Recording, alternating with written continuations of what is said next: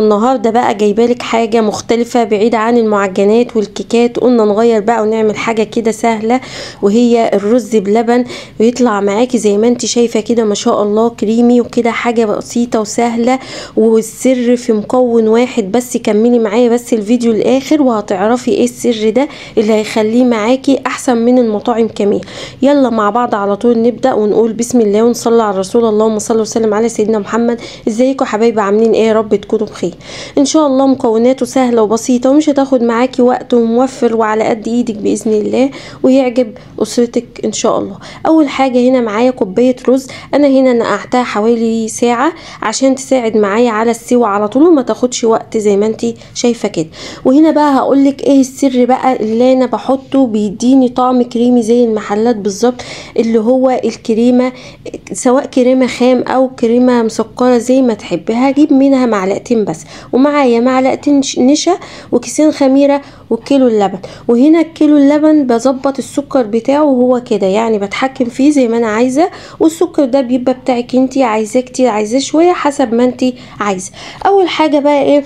طبعا الرز زي ما احنا قلنا هو منقوع بقاله ساعه بس. طبعا هعمل ايه؟ هجيب حله فاضيه واحط حوالي كوبايه ميه سخنه، واحط الرز فيه زي ما انت شايفه دلوقتي كده. ادي معايا حله فاضيه اهي، كنت مسخنه كوبايه ميه في الكتل. هنزلها وانزل الرز اللي انا كنت نقعاه فيه، كنت نقعاه في الميه، مصفياه من الميه.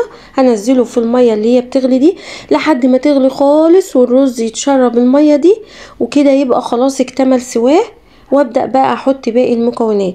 كملي بس معايا الفيديو الاخر وان شاء الله يعجبك. ولو انت لسه جديده معايا في القناه وما تعرفنيش، انا رانيا ودي قناتي بقدم فيها وصفات سهله وبسيطه وعلى قد الايد، وتسمح لاي ميزانيه بيت. ولو انت لسه جديده ما تنسيش بقى تعملي اشتراك وتفعلي الجرس عشان يوصلك كل جديد. ولو معايا في القناه ما تنسيش تقولي رايك في الكومنتات وتعملي لي لايك. هنا بقى اهوت زي ما انت شايفه الميه كلها اتشربت، الرز شربها وكده خلاص استوى. هنزل بقى زي ما احنا قلنا بالكيلو اللبن. وطبعا زي ما انا قلت اللبن ده انا مظبطه السكر بتاعه، والسكر ده اختياري بتتحكمي فيه زي ما انت عايزاه كتير عايزاه شويه، دي بتاعتك انت. طبعا السكر هنا دايب وكل حاجه. نزلنا باللبن اهو، هنسيبه بقى يغلي غلوتين كده ونقلب تقليبه حلوه عشان لو في سكر او اي حاجه ما تقلبش، كله يدوب مع بعضه زي ما انت شايفه كده. طبعا بقى هنا بقى اهوت خلاص. انا بقولك هنا هسيبه لسه شويه لانه لسه برضو ايه، هو طبعا كان استوى في الميه، بس لازم اسيبه يغلي غلوتين في اللبن كده عشان ايه؟ ياخد من اللبن وكده. في المرحله دي بقى في الوقت ده انا بكون مجهزه معايا زي ما احنا قلنا دول معلقتين الكريمه. هجهزهم كده. هاخد معلقتين نشا احطهم في طبق الاول فاضي، واجيب النشا اخد برضو منهم معلقتين اهو، دول الكريمه زي ما بقولك. ده بقى السر اللي انا عايزاكي تعرفيه وتعمليه، وان شاء الله هيطلع معاكي احسن من المطاعم بالظبط. هناخد بقى هنا معلقتين نشا نحطهم طبعا على المعلقتين الكريمه. تمام، خليكي معايا بس وهتشوفي كل تفصيله دلوقتي هقولك عليها. اهوت بقلب بقى النشا بالكريمه كويس، وهجيب حوالي معلقتين او 3 كده ميه واقلبهم كويس بالنشا كده والكريمه لحد ما يختلطوا مع بعض اهو. اقلب كويس كده، تلاقيهم كده سمكهم يعني ادوا قوام تقيل كده شويه وناعم كده وحلو اهو زي ما انت شايفه. بعد ما اخلطهم مع بعض كده هركنهم على جنب لحد ما ايه اللبن يغلي كويس مع الرز اهو. واما اللبن يغلي بقى كده، انا طبعا كنت قايله في المكونات ان انا معايا ايه؟ كيسين فانيليا. هجيبهم بقى وانزل كده. انا ما حبتش احطهم في الاول ليه؟ علشان ريحه الفانيليا ما تطيرش مني وما يبقاش ريحته ايه الفانيليا فيه مش شديده، انما اما تحطيه في الاخر كده الفانيليا بتبقى معاكي ريحتها قويه يعني. هنا بقى اقلب كويس اهو. واللبن هنا كان بدأ يغلي بقى هو زي ما انتوا شايفين، والرز خلاص استوى. وده اهو ده القوام الرز اللي انا عايزاه. هنزل بقى في المرحله دي ايه اهو. هنا بقى بالمعلقتين الكريمه على المعلقتين النشا بشويه ميه قلبناهم مع بعض ادونا الكريمه اللي انت شايفاها دي. انزل بقى كده ايد تنزل وايد تقلب علشان ما يتقلش مني وايه ويشيط تحت في ارضيه الحل اهو. همسك بالايد التانية هنزل كده. وطبعا هنا في المرحله دي انا بوطي البوتاجاز خالص اهو. بنزل بالطبق كده واقلب بالمعلقه. هنزل كده واقلب بالمعلقه تقلبتين كويس كده وخلاص، بيبقى ما شاء الله السمك بتاعه تمام ومفيش اي حاجة وبيبقى جميل جدا.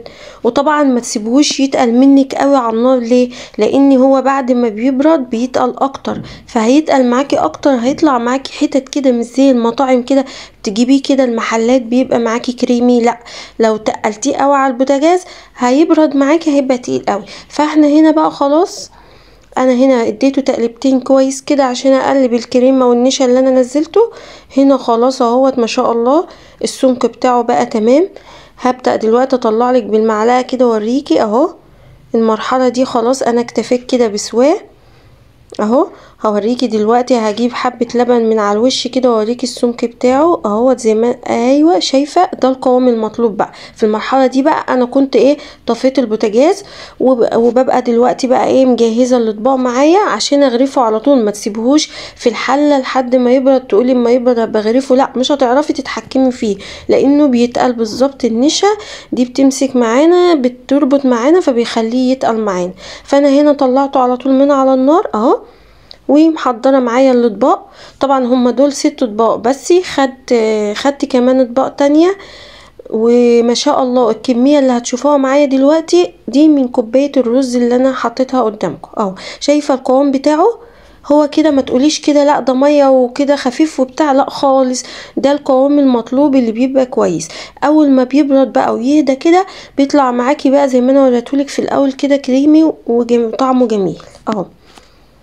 ولو وصلتي بقى لحد هنا ما تنسينيش في اللايك والاشتراك في القناه وتفعلي الجرس وتقولي لي رايك في الكومنتات كده وتشجعيني بلايك حلو من ايدك كده. وتابعوني في وصفات جديده وبرضه على قد الايد وسهله وبسيطه. شايفه بقى ما شاء الله بسم الله ما شاء الله دي الكميه اللي طلعت معايا من كوبايه الرز. قسما بالله دي كوبايه رز ما زودت ولا قللت. شايفه ما شاء الله عملت معايا كميه محترمه يعني 10 اطباق ما شاء الله. شايفه هو هنا كان لسه سخن، اول ما بيهدى قوامه بيبقى مظبوط وجميل. وحابه بقى تحطي على وشه جوز الهند مفيش مشكله، حابه تسيبيه كده برضو مفيش مشكله. يعني التزيين بتاعك ده التزيين بتاعك انتي تمام اهو.